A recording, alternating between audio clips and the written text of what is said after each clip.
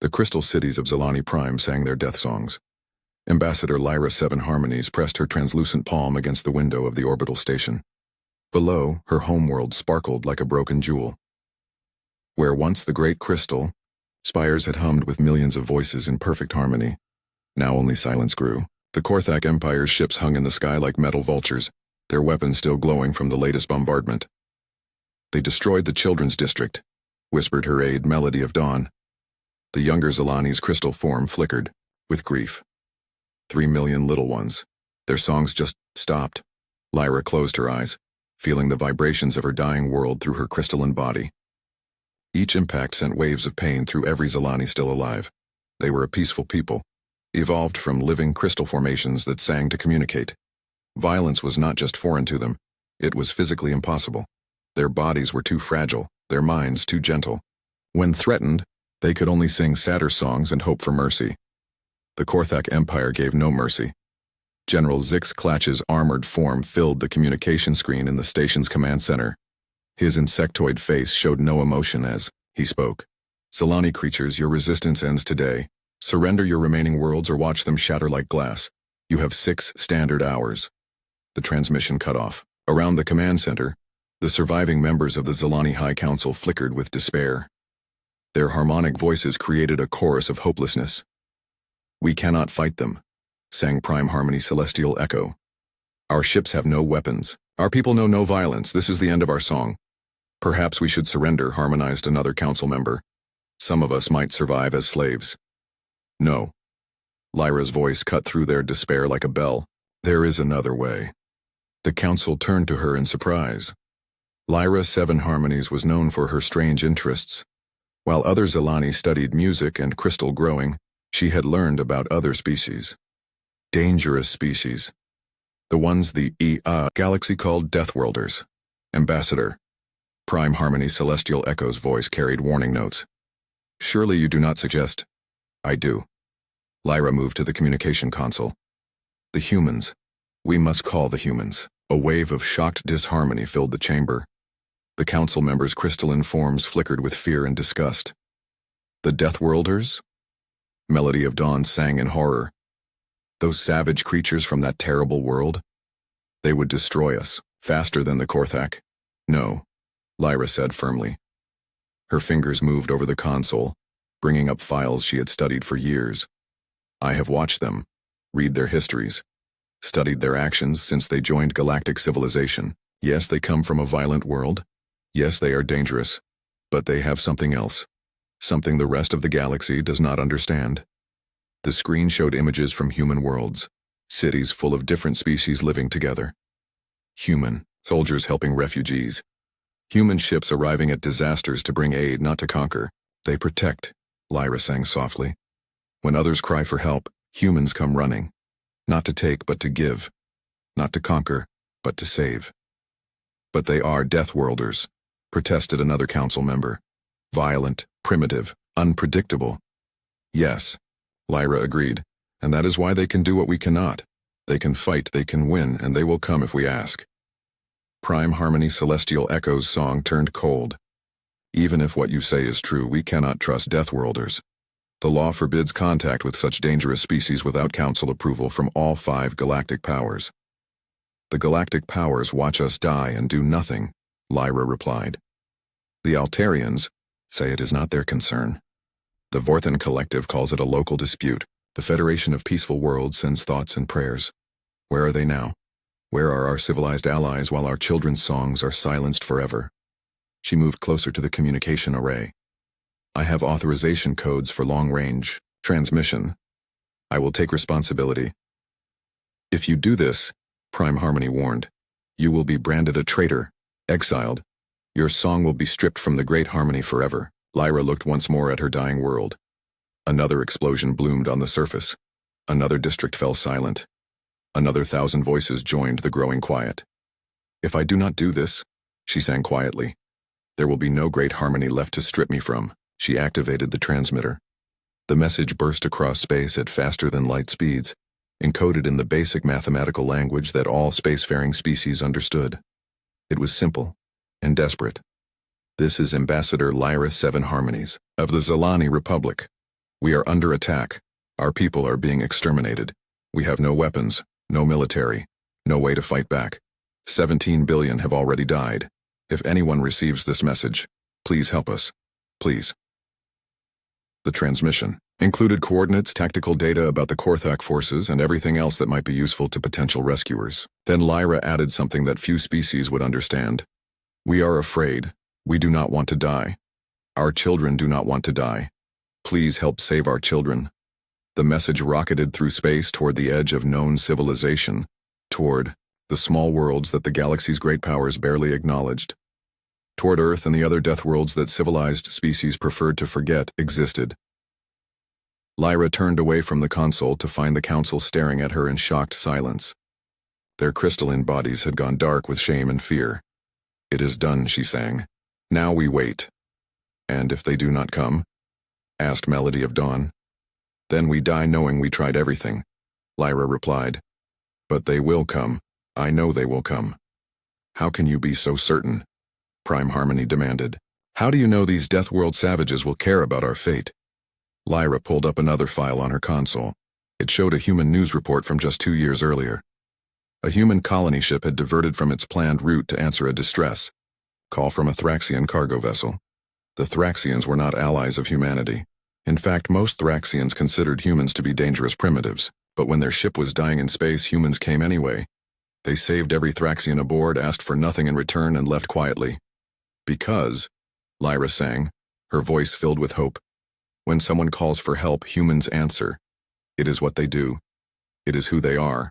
3 days later, the message reached the Terran Colonial Defense Network monitoring station on the edge of human space.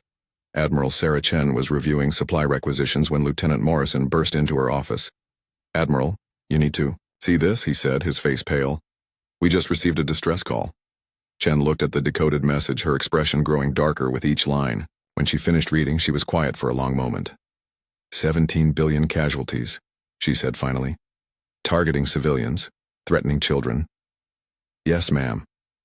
Should we forward this to Earth Command for evaluation? Admiral Chen stood up and walked to her window. Outside, she could see the ships of the Third Fleet conducting training exercises. Beyond them, barely visible in the distance, were other ships. Ships that officially did not exist. Ships crewed by species that the galaxy preferred to ignore. No, Lieutenant, she said quietly. This one's ours. Activate Protocol 7. Protocol 7? Morrison's eyes widened. Ma'am, that's... All hands, all species, all in, Chen finished. Send the message. It's time the galaxy learned what happens when you hurt someone under our protection. As the new message burst across space, reaching worlds that few knew existed, Admiral Chen smiled grimly. The Zilani had called for help from humanity. They were about to get much more than they bargained for. Admiral Sarah Chen's fingers moved across the holographic display, sending encrypted messages to coordinates that did not appear on any official star charts. Each message carried the same simple code. Protocol 7. All hands, all species, all... And the first response came from Vrex Prime, a world where eternal storms raged across continents of twisted metal and living rock. The reply was short, translated from the growling language of 12-foot-tall predators. Pack sister calls. Vrex answer. How many enemies do we kill? Chen smiled despite the gravity of the situation. 3 years ago, first contact with the Vrex had nearly ended in disaster. Human diplomats had barely escaped with their lives after accidentally insulting a pack leader. But Commander Rodriguez, a Marine from the slums of New Detroit, had done something no one expected. She had challenged the pack leader to single combat. Rodriguez lost, badly. The Vrex warrior had her pinned within minutes. But instead of finishing her off, the pack leader had stopped and stared. Rodriguez was bleeding, broken, clearly beaten. But she was still trying to fight, still protecting her diplomatic team with her own body. Why do you not surrender, small human? The pack leader had asked through the translator. Because they are my pack, Rodriguez had gasped through broken ribs. And I do not abandon my pack. The Vrex warrior had gone very still. Then, slowly, he had helped Rodriguez to her feet. Pack bond strong in this one, he had rumbled approvingly. Vrex, respect pack bond above all things. Humans understand pack. That moment had changed everything. The Virex did not care about human technology or trade agreements, but they understood loyalty. They understood protecting those who could not protect themselves. Within months, the first joint human-Virex training exercises began. The galaxy's diplomatic corps had been horrified. 2 Deathworld species working together was their worst nightmare. The second response came from the Cathera Foundry worlds, where silicon-based beings lived in the hearts of active volcanoes. Their message was brief. The Forge Bonds remember their debt. Our ships will burn alongside yours. Chen remembered Ambassador Williams' reports from Cathera space. The silicon beings had initially dismissed humans as carbon-based weaklings who melt at proper temperatures. But everything changed during the asteroid crisis of 2387. A rogue planetoid had been on collision course with Cathera Prime, and their technology could not stop it. Human engineers had worked for 72 hours straight, designing a solution using both human and Cathera technology. They had succeeded, saving billions of Cathera lives. But what impressed the silicon beings most was not the technical achievement. It was that humans had risked their lives in temperatures that would melt steel, working in environment suits at the very edge of failure to save people who had called them weaklings. Humans forge bond with strangers, the Cathera Council had declared. This is strength beyond measure. The third response came from the Gren Collective, a hive mind spread across a dozen high-gravity worlds. Their message was longer, more complex. Individual human Chen. The collective has decided. Zelani crystals sing beautiful songs. Songs should not be silenced. Collective ships will join your fleet. We fly as one mind, many bodies. The Gren had been the most difficult alliance to forge. A hive mind found it almost impossible to understand individual consciousness. They had studied humans for months, trying to comprehend how separate minds could coordinate without a shared mental link. The breakthrough came during a joint rescue mission in the neutral zone. A passenger liner had suffered catastrophic failure in deep space. The ship was breaking apart, its life support failing. The Gren rescue ships had arrived first, but their hive mind coordination was confused by the panic and chaos of individual minds in terror. They could not adapt to the random, unpredictable behavior of frightened passengers. But the human rescue crews could. Each human acted independently, making split-second decisions based on instinct and training. Yet somehow they coordinated perfectly, each one covering the others without being told what to do. They saved everyone. How do you coordinate without joining minds? The Gren had asked afterward. We trust each other, Captain Murphy had replied simply. We know what our teammates will do because we know who they are. The collective had been fascinated. Individual minds acting as one purpose, yet remaining individual. This is impossible, yet you do it. We must learn this impossibility. Tadiar, fourth response came from Nexari void ships, nomads who lived permanently in space aboard vessels grown from living metal. Their message was poetic. The void singers hear the call. Crystal songs are precious music. We will dance the war dance, among the stars. The Nexari had been the easiest alliance to forge, simply because they thought like humans in many ways. Nomadic, adaptable, fiercely protective of their chosen families. The bond had formed during a trading mission that had gone wrong. Pirates had attacked a Nexari void ship, killing dozens before human patrol vessels arrived. But instead of just driving off the pirates, the human captain had done something that stunned the Nexari. She had tracked down the pirates' base, arrested the survivors, and returned the stolen Nexari artifacts to the void ship. When asked why she had gone so far beyond her orders, Captain Torres had simply said, "They hurt your family. That makes it personal." The Nexari had adopted the entire human crew into their void clan on the spot. Chen looked at the responses flooding her communications array, messages in dozens of languages, from species that the galaxy barely acknowledged. All of them saying the same thing: yes, we will come. We will fight. Lieutenant Morrison stared at the display in amazement. Admiral, this is incredible. How did we manage to ally with so many Deathworld species? The diplomatic corps said it was impossible. That Deathworld species were too violent and unstable to work together. Chen turned to face him. The diplomatic corps was wrong, Lieutenant. They made the same mistake the rest of the galaxy makes. They looked at Deathworld species and saw only the danger. They forgot to ask why we became dangerous in the first place. She pulled up a holographic display showing Earth's history. Images of human soldiers throughout the centuries, fighting in countless wars. But also images of human aid workers, Rescue teams, peacekeepers, humans running toward danger to save others. Earth is a dangerous world, Lieutenant. It tried to kill us with predators, diseases, natural disasters, starvation. We became warriors because we had to be. But we also became something else. We became protectors. Because when your world is trying to kill you, you learn that the only way to survive is to help each other. She gestured to the alien messages still streaming in. Every Deathworld species faces the same choice: become monsters or become guardians. The galaxy only sees the ones who chose to become monsters. They never notice the ones who chose to become guardians. But how did you know they would answer the call? Because, Chen said, beginning to input fleet coordinates into the tactical computer. 3 years ago I asked each of them the same question. What do you do when someone weaker than you asks for help?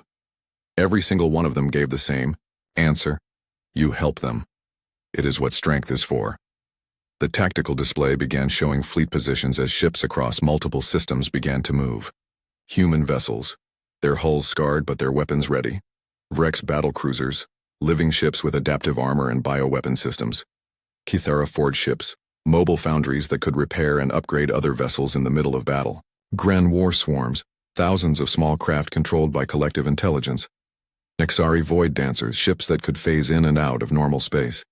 My God, Morrison breathed. How many ships are we talking about? Chen smiled grimly. Every single one they have, Lieutenant. The beauty of Deathworld species is that we understand priorities. When someone threatens children, you do not send a patrol, you send everything. She opened a channel to the fleet commanders. The faces that appeared on the screen would have terrified any civilized being. Vrex pack leaders with scarred hides and glowing eyes. Kythera forge masters whose silicon bodies glowed with internal heat. Gren collective nodes that spoke with one voice from many mouths. Nexari void captains whose faces were marked with star maps. Thank you all for answering, Chen said simply. The situation is simple. 17 billion innocent beings are being exterminated by the Korthak Empire. They called for help. The Vrex pack leader growled approval. Innocent pack bonds threatened. This requires pack response. The Kythera forge master's voice crackled like lava. The crystal singers forge beauty from song. Those who break beauty must be melted down and reformed. The Gren collective spoke with perfect unity. Collective analysis complete. Korthak behavior patterns indicate total extermination intent. This cannot be permitted. The Nexari Void captain smiled coldly. The Void remembers those who silence songs. We will teach them to sing different tunes. Chen felt a moment of pride and awe. Here were beings that had never met before this crisis, from worlds with completely different environments and evolutionary paths. Yet they spoke with one voice, when it came to protecting the innocent. Then we go, she said. All ships prepare for jump. Target, Zilani space. Mission. The emergency session of the Galactic Council had been going on for 6 hours, and panic was starting to replace the usual diplomatic calm. Counselor Thex Prime of the Altarian Federation stared at the holographic display showing long-range sensor readings from across the galaxy. What he saw made no sense according to everything they knew about Deathworld species. Explain this to me again, he said to the intelligence officer, his forearms gesturing at the impossible data. You are telling me that multiple Deathworld species are moving together as one fleet? Captain Ural of Galactic Intelligence nodded nervously. Yes, sir. We have confirmed readings from at least 5 different Deathworld species. Human vessels, Vrex bioships, Kythera forge ships, Gren swarmcraft, and Nexari void dancers. They all jumped to hyperspace at approximately the same time, heading for Zilani space. Counselor Bex 9 of the Vorthon Collective leaned forward on her cushioned platform. This must be a mistake. Deathworld species do not cooperate, they fight each other. It is their nature. That was our understanding as well, admitted Captain Ural. But the sensor data is clear. We are looking at the largest combined Deathworld fleet in recorded history. Around the council chamber, representatives from the galaxy's major civilizations shifted uncomfortably. The Zilani crisis had been discussed for weeks, but always with the understanding that it was a minor issue. A small, peaceful species being eliminated by a moderately powerful military force. Tragic perhaps, but not their concern. The galaxy was full of such conflicts. What do we know about this human admiral in charge of the fleet? Asked Prime Counselor Vextal of the Federation of Peaceful Worlds. Captain Ural pulled up a file. Admiral Sarah Chen, age 42, born on Earth Colony, New Sydney. Standard military service record. notable for her work in interspecies cooperation programs. She has spent considerable time on Deathworld colonies, but we assumed this was just normal human diplomatic eccentricity.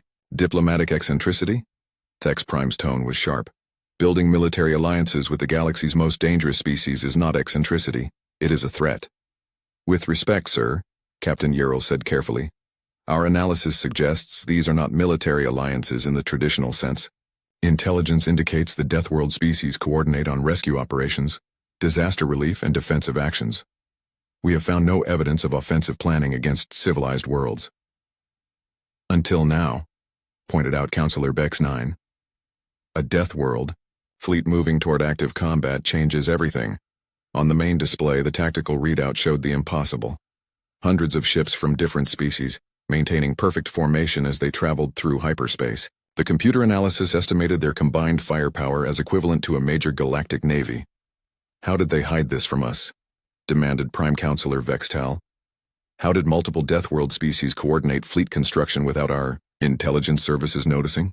Captain Ural looked uncomfortable. Sir, we were not monitoring Deathworld activities closely. Our assessments classified them as minor threats, unlikely to cooperate due to their violent natures. We were wrong. The chamber fell silent as the implications sank in. For centuries, galactic civilization had operated on certain assumptions. Civilized species made alliances. Barbarous species fought each other. Deathworld species were too primitive and violent to pose a coordinated threat. Now all those assumptions were crumbling. Meanwhile, in Korthak's space, General Zix Klatch was having his own moment of disbelief. Explain to me, he said to his intelligence chief, his mandibles clicking with irritation, why my sensors are showing a Deathworld fleet approaching Zalani space. Subcommander Vix Prime spread his forearms in a gesture of confusion. General, our analysis suggests that multiple Deathworld species have somehow formed a military alliance. This was not predicted by any of our strategic assessments. General Zix Klatch's compound eyes focused on the tactical display. The approaching fleet was massive, but that did not concern him greatly. The Korthak Empire had crushed larger forces before. What puzzled him was the coordination. Deathworld species do not work together, he said flatly. They are savages, primitives. They fight each other more than they fight their enemies. That was our understanding as well, sir. But the evidence suggests otherwise.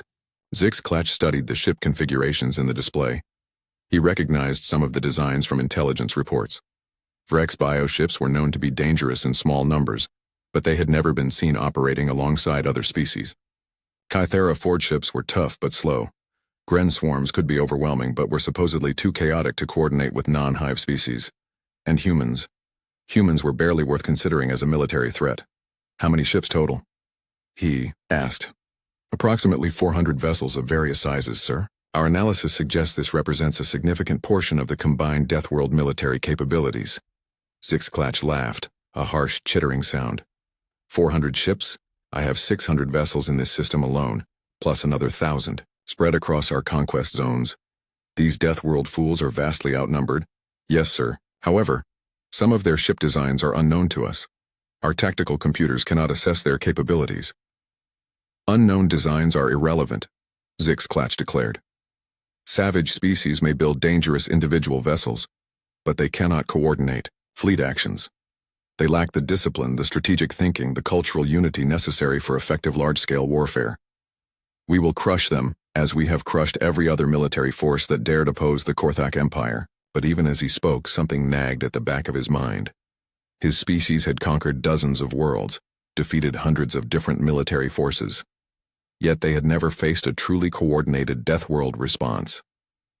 The few times Korthak forces had encountered Deathworld species, the engagements had been brief and isolated, individual ship actions, or at most small squadron fights. This was different. This was organized. Back on Zalani Prime, Ambassador Lyra 7 Harmonies stood in the ruins of what had once been the Grand Harmony Amphitheater. The crystal structure that had once housed concerts for millions now lay shattered, its musical resonances silenced forever. Around her, the few surviving Zalani moved like ghosts through their broken world. "Any word from your human friends?" asked Melody of Dawn, her crystalline form dim with despair. Lyra pressed her hand against a cracked communication console, feeling for the faint vibrations that might indicate an incoming message. "Nothing yet. But they will come. How can you still believe? Melody of Dawn's song was filled with grief. Look around us, the Korthak have destroyed everything, our children are gone, our cities are silent. Even if your humans come, what can they do against such overwhelming force? Lyra was quiet for a moment, listening to the distant rumble of Korthak ships in the sky. 3 days ago, I received a message from the Human Diplomatic Service. It was just 2 lines. Message received. Help is coming. But it was not signed by their usual diplomatic corps. What do you mean? It was signed by Admiral Sarah Chen of the Terran Colonial Defense Network. Not a diplomat. A military commander. Melody of Dawn's crystalline form flickered, with confusion. I do not understand the significance. Lyra pulled up her files on human culture and history. I have studied the humans for years. In their history, when civilians were threatened, they sent diplomats first. Diplomats try to solve problems with words. But when diplomats fail, when innocent people are dying, humans send their military. And when their military comes, they do not come to negotiate. She showed Melody of Dawn historical records from human conflicts, images of human soldiers fighting against impossible odds, human fleets arriving to break sieges, human rescue ships racing toward disaster zones. Humans have a saying, Lyra continued. When someone calls for help, you do not send your best diplomats. You send your best warriors. Because warriors understand that some problems cannot be solved with words. Above them, the sky lit up with new explosions as Korthak forces continued their systematic destruction. But Lyra did not flinch. They will come, she sang quietly, and when they do, the Korthak Empire will learn something about the species they call primitive and savage. What will they learn? Lyra's crystalline form brightened with fierce hope. They will learn that there is a difference between violence and protection, that there is a difference between conquest and justice, and they will learn why you should never ever threaten children when Deathworlders are listening. As if summoned by her words, the console beside her began to vibrate with an incoming transmission. The message was short, broadcast on all frequencies. Zelani, Republic, this is Admiral Chen of the Deathworld Alliance Fleet. We are 30 minutes out from your system. All civilians take shelter. Military forces prepare for combat. We are coming. For the first time in days, Lyra 7 Harmonies began to sing a song of hope. In space, reality shimmered as 400 ships dropped out of hyperspace at the edge of Zelani's system. The galaxy was about to witness something it had never seen before. Deathworlders united in righteous fury, coming to the aid of those who could not protect themselves. The real war was about to begin. Space around Zelani Prime had never seen anything like it. 400 ships materialized at the edge of the system as reality tore open to release them from hyperspace.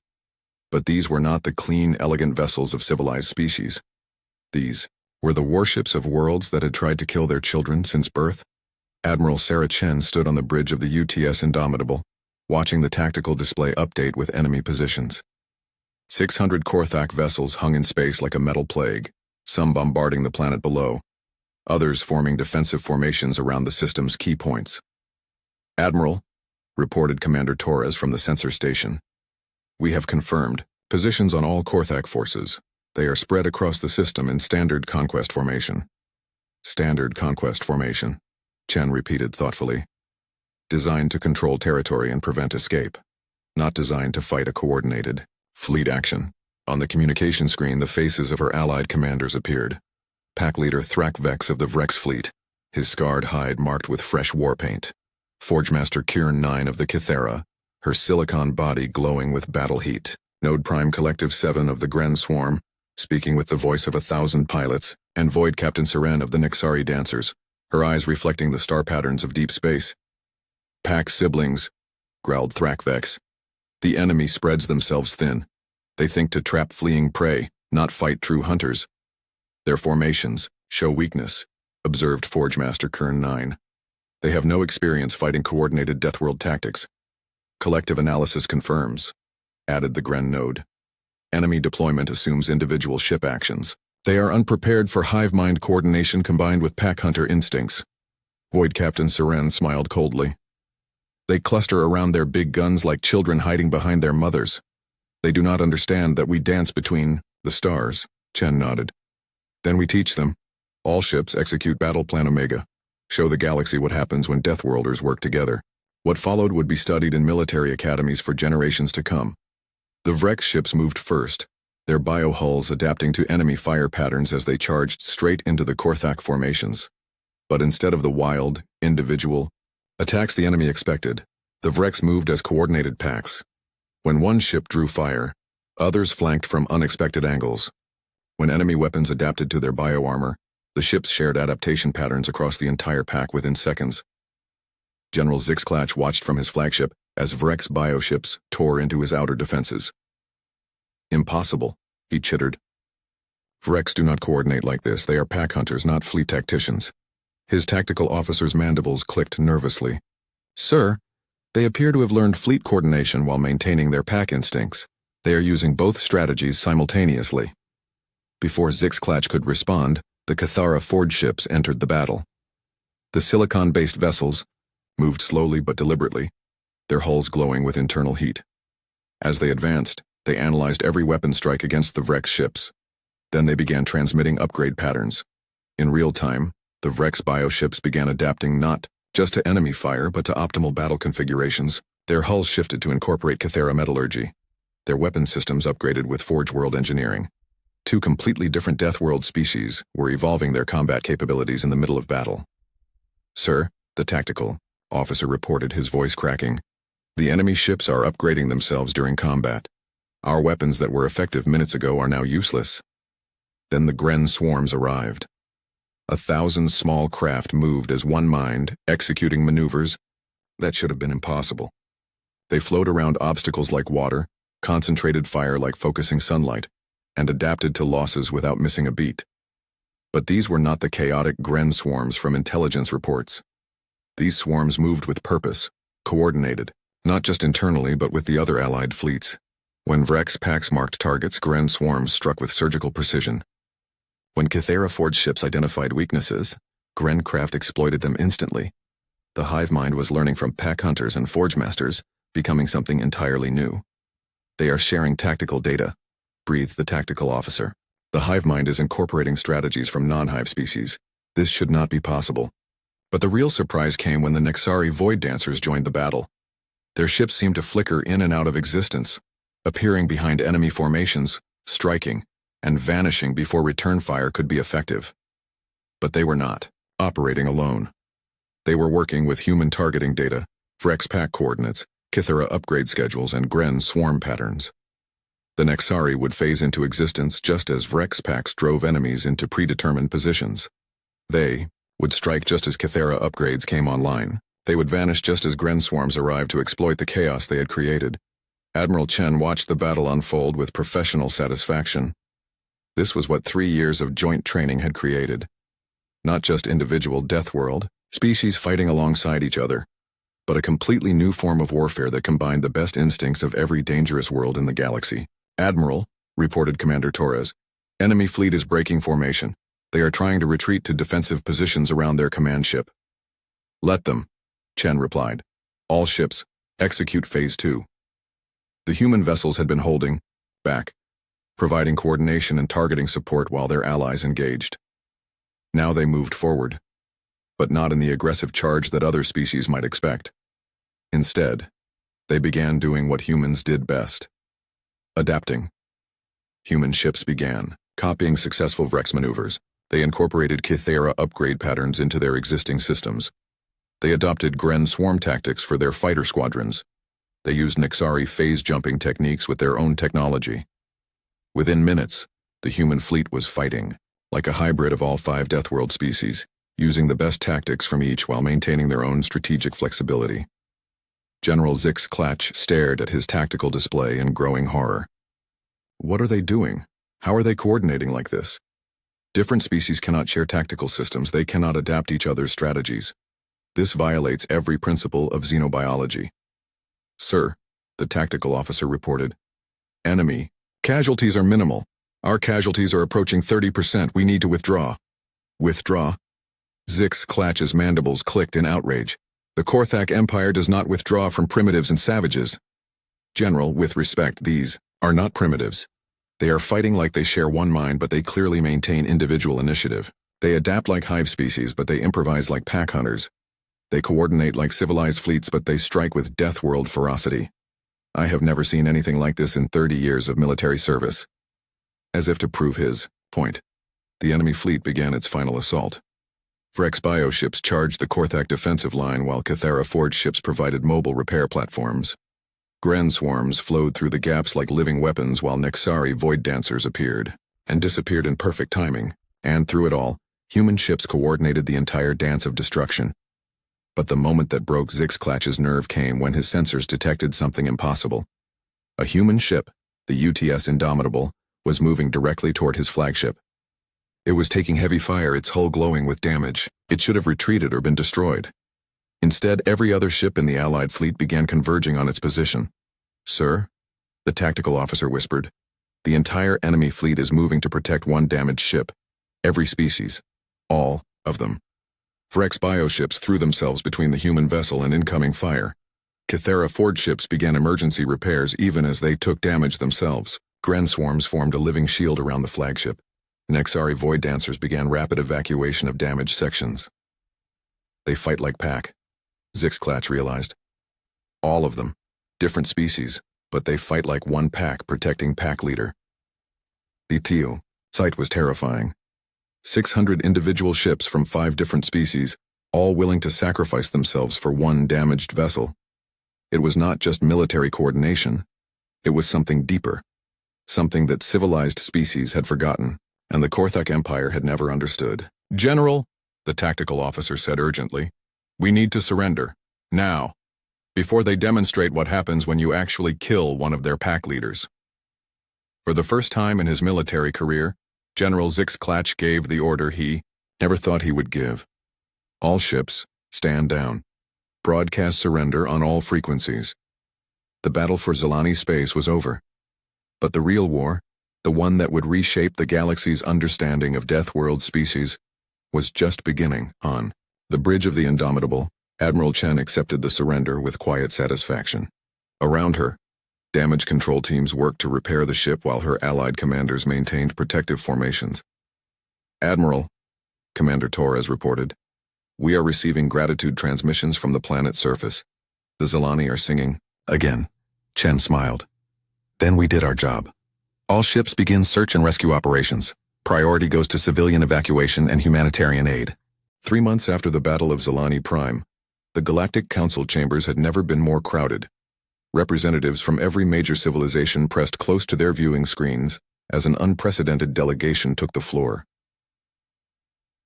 Ambassador Lyra Seven Harmonies stood at the center of the speaking platform, her crystalline form shimmering with restored health.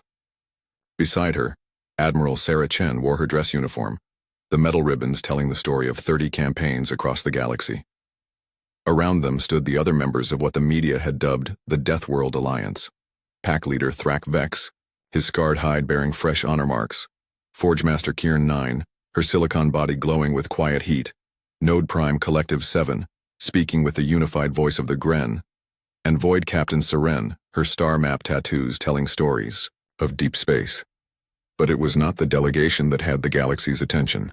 It was the empty chair at the council table marked with the Korthak Empire's insignia.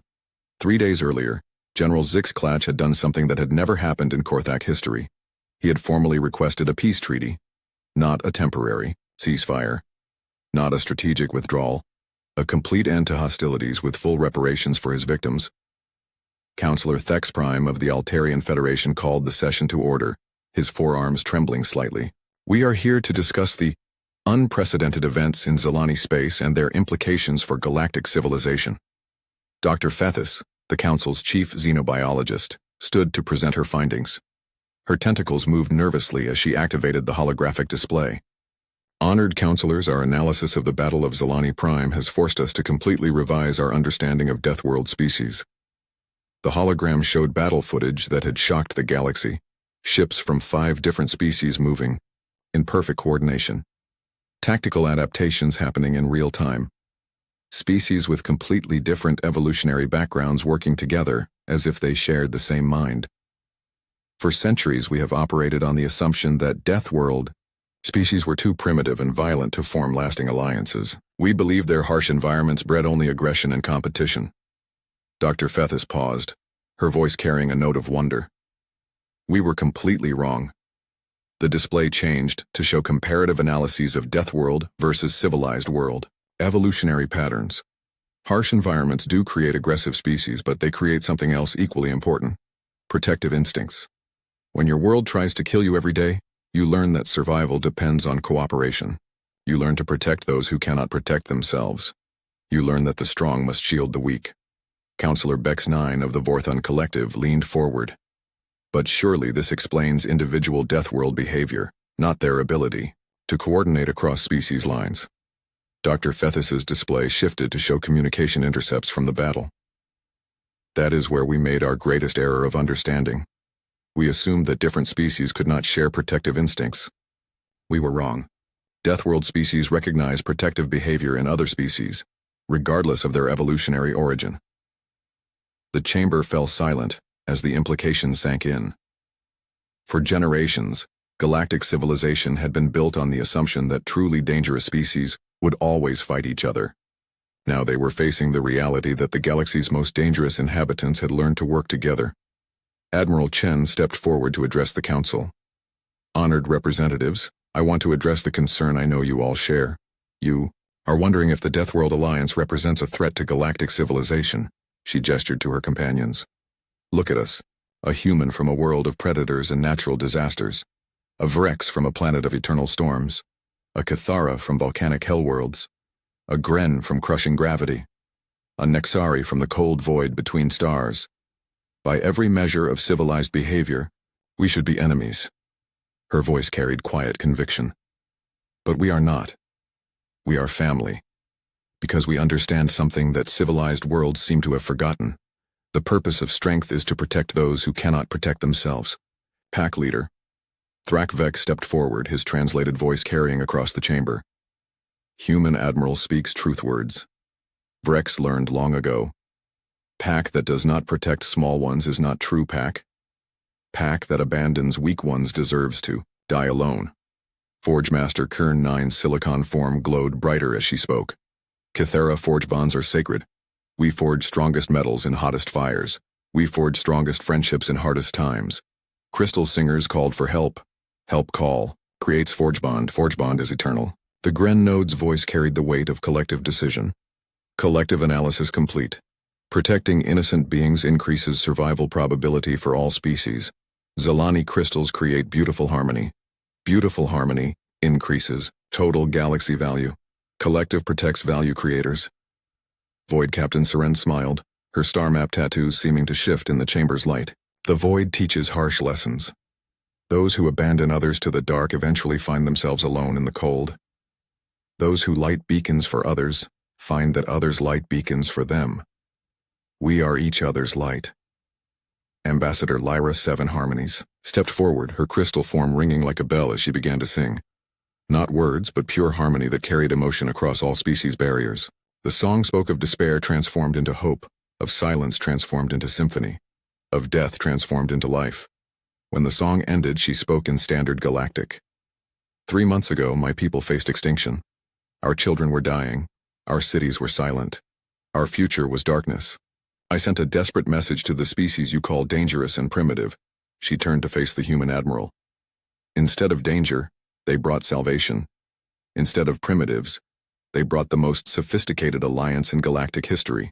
They taught us that there is a difference between civilized and civil. That there is a difference between advanced and wise. Prime Counselor Vextal of the Federation of Peaceful Worlds spoke carefully. Ambassador, we are grateful that your people were saved. But surely you understand our concern. This Deathworld Alliance possesses military capabilities that rival our major fleets. How can we be certain they will not use this power for conquest? Admiral Chen's response was simple. Because conquest is not what strength is for. She activated her own holographic display, showing records from across Deathworld space. Images of human ships arriving at natural disasters. Vrex packs, defending refugee convoys. Cathara forge ships rebuilding destroyed infrastructure. Gren swarms coordinating massive rescue operations. Nexari void dancers guiding lost ships to safety. For 3 years, our species have been working together on joint operations. Not military conquests. Disaster relief. Search and rescue. infrastructure, rebuilding, medical aid. We have saved more lives together than we ever took apart.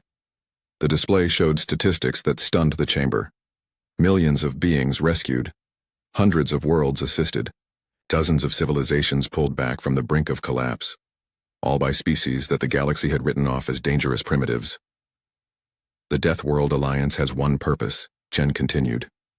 To ensure that no innocent being anywhere in the galaxy suffers what the Zilani almost suffered. To ensure that when someone calls for help, help comes. She gestured to the empty Korthak chair.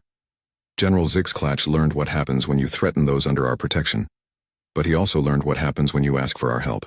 The Korthak Empire is receiving our aid in rebuilding their economy, retraining their military for peacekeeping roles, and learning to channel their strength toward protection instead of conquest. Counselor Thex Prime's voice carried a note of disbelief. You are helping your former enemies? Former enemies, Chen agreed. Current students. The Korthak military has skills we need for rescue operations. They have ships we can retrofit for humanitarian purposes. They have organizational abilities that are useful for large-scale aid coordination. Most importantly, they are learning that there are better uses for strength than crushing the weak. Dr. Fethis pulled up her final analysis. The implications extend far beyond military considerations. The Deathworld Alliance has created something unprecedented, a truly post-scarcity civilization based on mutual aid rather than resource competition. They share technology freely. They coordinate industrial capacity across species lines. They have eliminated want and need from all their worlds. More than that, added Admiral Chen, we have eliminated the greatest scarcity of all, the scarcity of hope. When disaster strikes, when enemies threaten, when civilizations collapse, there is always somewhere to turn for help. Pack leader. Thrakvex growled approvingly. Pack always has room for new pack siblings. Any species that protects weak ones is welcome in pack. The chamber buzzed with quiet conversation as representatives considered the implications. Finally, Prime Counselor Vextal spoke for the record. The Galactic Council recognizes the Deathworld Protective Compact as a legitimate interstellar alliance. We welcome your offer of aid and protection for species unable to defend themselves. As the formal session ended, Ambassador Lyra Seven Harmonies approached Admiral Chen privately. Sarah, there is something I must tell you. Something the Council does not yet understand. What is it?